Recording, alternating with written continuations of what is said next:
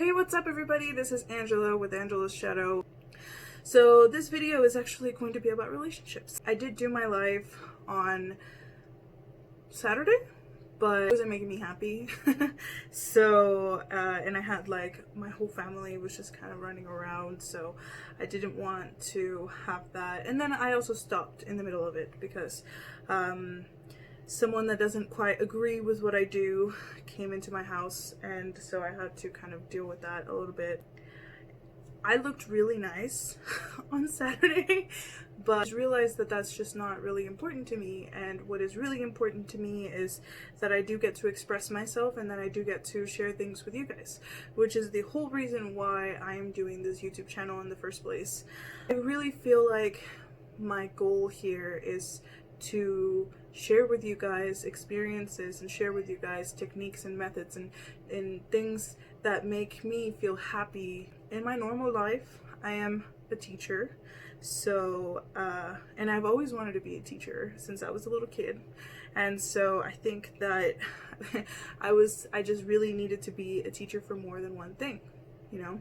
So this is me being a teacher for things and experiences that I have learned about through my life, and that I am ready to share with you guys. I know I never ever planned for me to have a segment like a blog on relationships, but right now there is such a huge focus on relationships in our lives. I don't know if you guys have felt it. Now, I do want to say that I'm definitely not an astrologer, and I watch my favorite astrologer on YouTube is named Leo King. So I watch him all the time, and I know that he really resonates with me and with the type of energy that I put out. And so like just by watching a lot of the things that he's been talking about, I know that relationships is something that's very big. Right. Talk to you guys about two relationships, two things that I've learned today. And I think that it's very important, and it might really help someone out there. So this video might be long and it might not be long, but it really will be as much information as I can give you about these two things that I've learned. The first thing, and the biggest thing, is our filters that come from our ego. Now, a lot of times people perceive as ego as a negative thing. Okay, that's the first thing I want to say. Ego is not a negative thing. In psychology, ego is your personality. It's who you are. It's your sense of self, essentially. That's what it is. And so even in spirituality, that's what ego is. So in order for us to experience this life, we need our ego. Our soul that knows everything and that connects to everything is not going to be well equipped to actually experience things, because our soul already knows everything. You know, our soul is not needing to relearn things because it has all of the information coded in there. So your ego is very, very, very important in our experience. It's very important in how we are going to go ahead and feel about things and think about things. That's our blank slate, essentially. Okay, and now a lot of people think that the whole goal of being woke is ego death, and it's not. You know, at least not in my belief. Not in the way that I see ego. I believe that ego is very important in order for us to experience our life, and that we need to look at our ego in order to understand our patterns. Of course, after we look at our ego, we need to look at our unconscious or our shadow, which obviously this is Angela's Shadow, right? So I talk a lot about that aspect. The original aspect of the shadow is actually brought up by Carl Jung, which is a psychologist. He's one of my favorite dudes. I've always been very attracted to dreams, and he talks about dreams all the time. So he is somebody, if you are if you like psychology, if you like dreams, if you like both, if you like spirituality, go read what is it? Dreams, Memories, and Reflections. That's his book. And honestly, it's just going to make you feel like, oh my god, like, first of all, I'm not crazy. Second of all, like, this guy that people still look at in psychology was, you know, an alchemist or whatever he went up to be. But anyway, so all of these things are completely, like, ego, shadow, unconscious, all of those things are very valid and very, very important in your work, okay? In our work as being able to fulfill whatever role we want to, like, whatever we want to be. So in order for you to go where you want to be, you need to know where you are right now. And so if you want to be someone that is healthy and that is happy and that is, you know, that does certain things a certain way, that has a certain value, that has certain morals and value sets and beliefs, then you need to understand where you are sitting at this exact moment. So really, all of those things are extremely important. So when I say ego filters, those things are not a bad thing. That's the first thing I want to say. Do not associate any negative connotation to ego filters. Your filters are there for a reason. We can't judge ourselves in this process if we want to move forward. We need to be able to understand it, and we need to be able to fully express. We need to be able to fully express it, and we need to be able to observe it and sit in a place where we can observe ourselves in order to make better decisions. So a lot of the whole psychoanalytical thing is, you know, bring the unconscious into the conscious, and that's what I don't need my glasses right now. I'm just gonna take them off. That's what the whole purpose of psychology is, right? And that's what the whole purpose of us being able to make autonomous, conscious decisions to move to where we want to be. That's all of that. So we should not, and I really, really, really, really, really encourage you to never judge your progress, your journey, your psyche. You say, oh, I'm obviously broken. No, you're not. You're not broken. You're fine. You're not in a place where you want to be.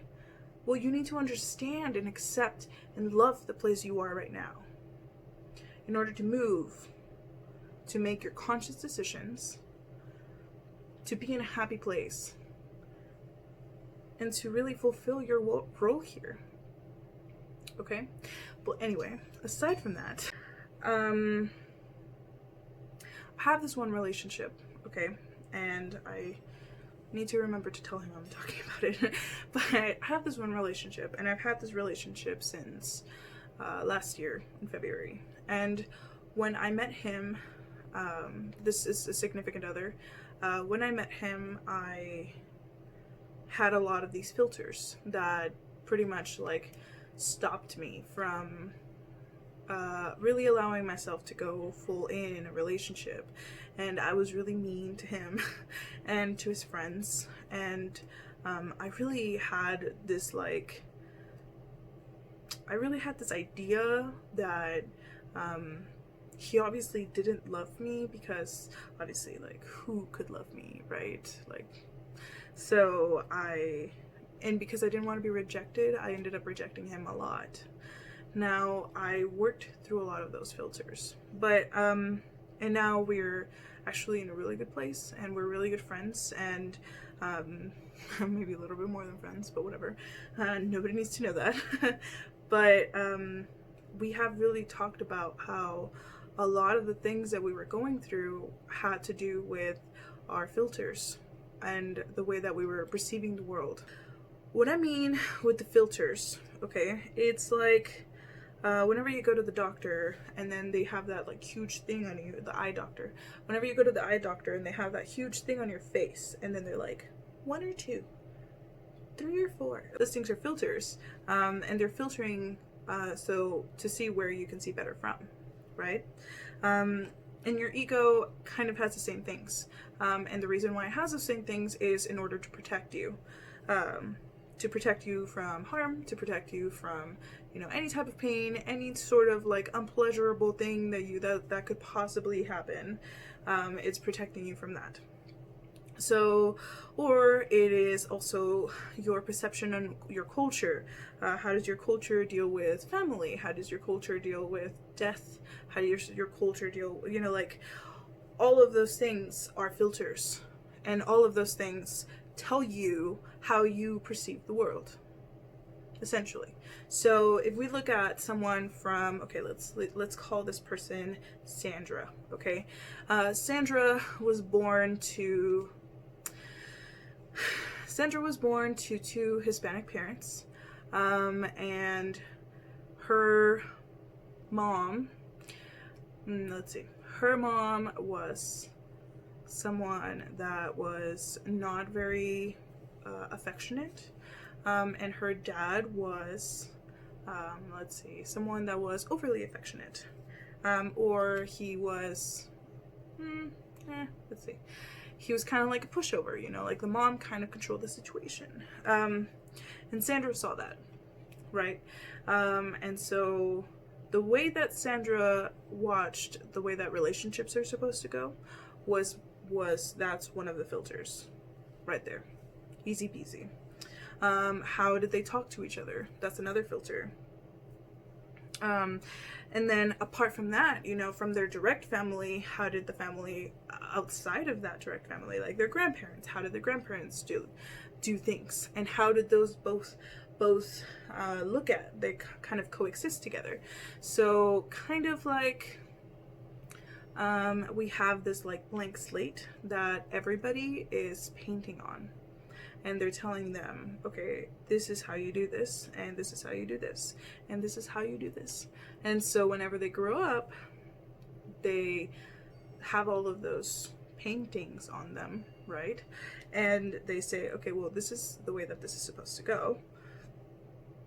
I'm supposed to be the leader or the top in a relationship. There's supposed to be some sort of hierarchy, and I'm supposed to be on top. Or she could have gone with her grandparents, and her grandpa could have been a very macho type of personality, and her grandma was like the servant kind of feeling. So she could have looked up to them, and they had a bigger impact on her, and she is now confused. So she decides that she wants to look for that. And so in whatever way that person, Sandra, is still, hold on. My mom just walked in and told me I didn't do my makeup.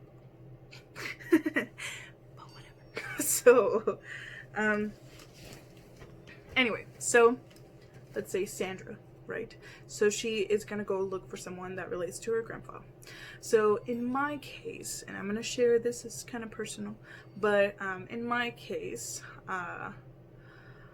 I didn't want to be the weak parent, which, you know, there was obviously there was a huge difference of hierarchy in my family and both my parents, and one of them was obviously on top of the other, and one of them was very aggressive, and he was kind of hurtful in a lot of ways. So I watched the other parent with kind of like this resentment because of what they were kind of not doing anything about. So whenever I grew up and I had my relationships were, at least this particular relationship, was very much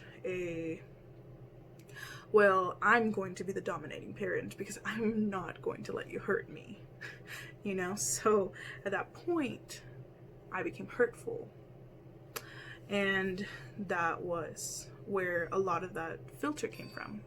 So I worked through that, obviously, and I can see it now, and I can choose to do different things.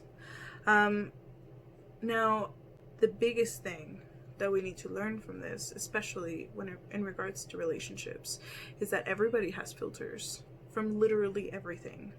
And everybody has had agreements that they've made with themselves based on what they've lived.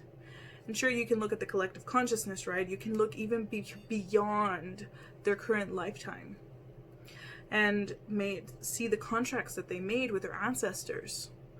Like, if you want to get that deep into it. But every single person has filters. And those filters are usually there for your support. So now I see my life through a spiritual filter. That's where I am. And so in relationships, how this affects relationships is very important, because, and I feel like maybe people tell you this, but they don't really tell you, okay? I don't think I've ever been told exactly this. And what it is that if we value someone, right, for whatever reason, you know, you meet someone and they have some of the same filters, they have some of the same experiences, they see things a certain way, and they share that with you, and you connect through those things. And then eventually, you know, you build a beautiful, beautiful relationship or friendship or whatever. As their filters come out, which they will all the time, and they might be super subtle, and they might be super, super, super big. It is not your job to change their filter. It is not your job to tell them that their filter is wrong. If their filter tells them that, you know, that relationships should work a certain way, that relationships don't have a hierarchy, for one, or they don't have any restrictions, you know, it is not your job to change it. It's not. Maybe if you see a certain unhealthy behavior on them, at that point, you shouldn't change their filter on it. You should allow them to learn how that's unhealthy. If anything, most of the time, people learn that that's unhealthy when it makes somebody else upset. For example, self-harm, which I know that's kind of like the most obvious thing, right? But like self-harm, I used to self-harm when I was a kid, when I was in high school, and for me, I wanted to, for me, it became like a release of endorphins kind of thing, you know, like I felt better afterwards. And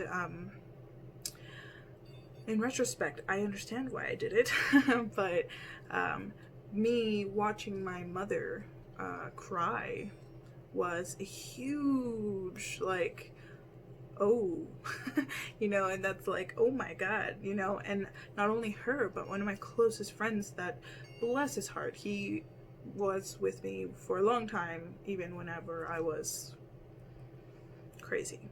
So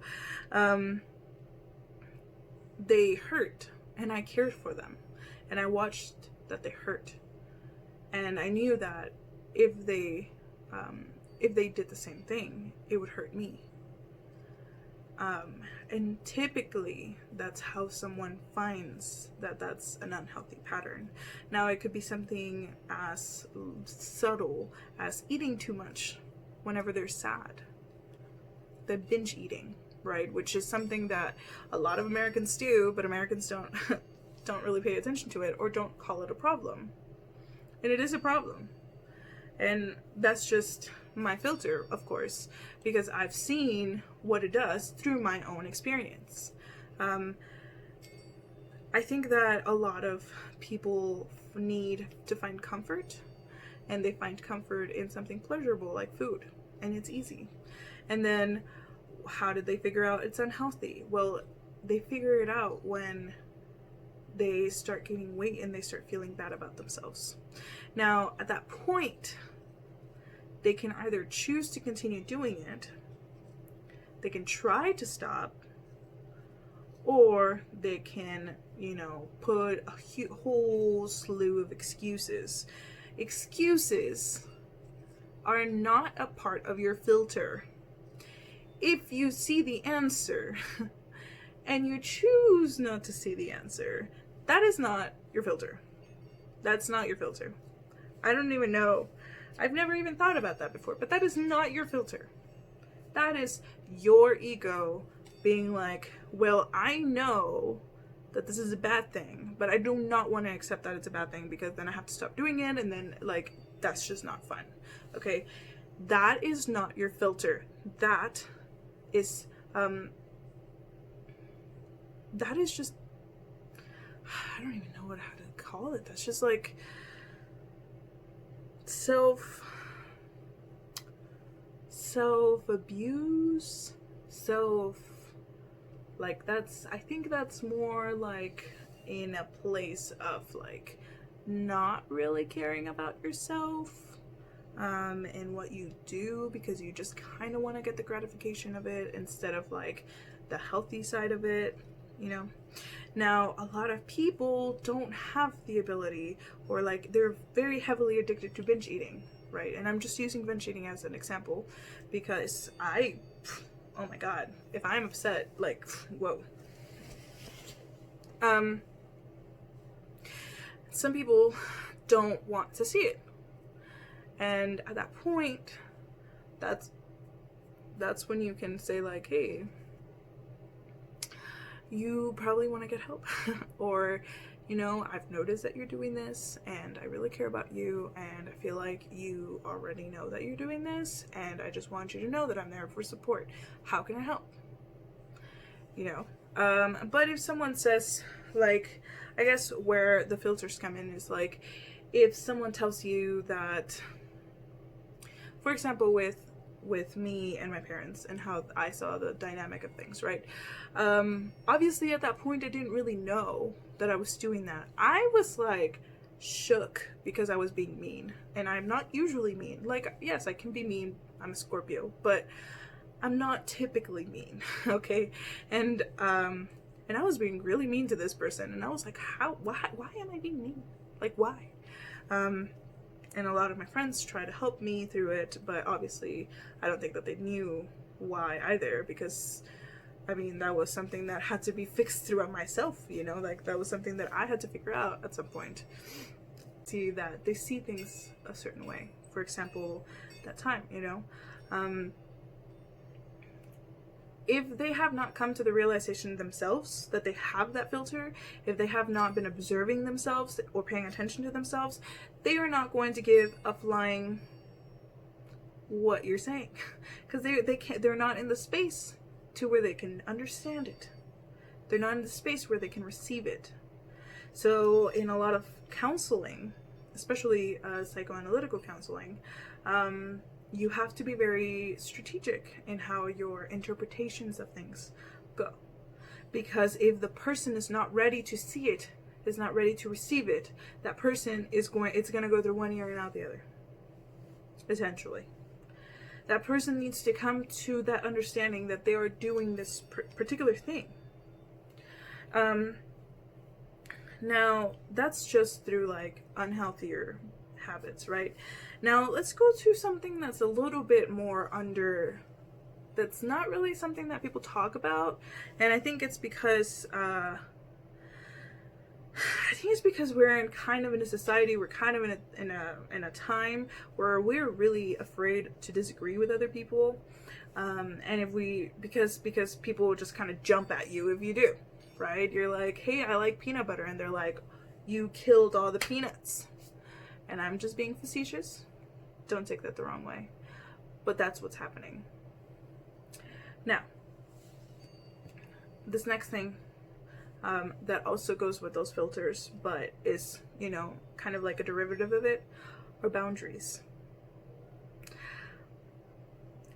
I have this amazing friend that forced me to see all the boundaries that I was stepping on in myself. This person walked around places. Every time I did something, she would be like, boundaries. Boundaries. That's a boundary.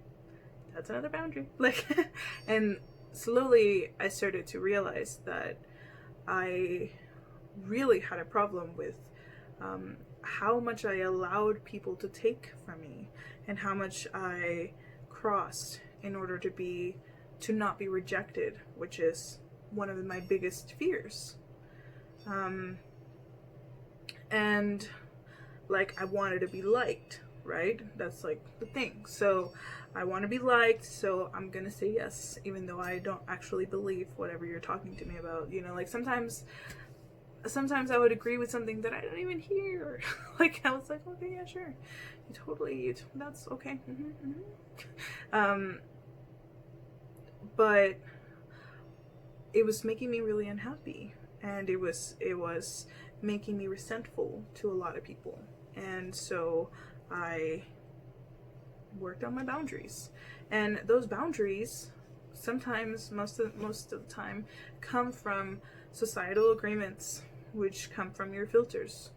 What agreements did your parents make? You know, like sometimes they come from just you needing space. You know, like it's a basic thing.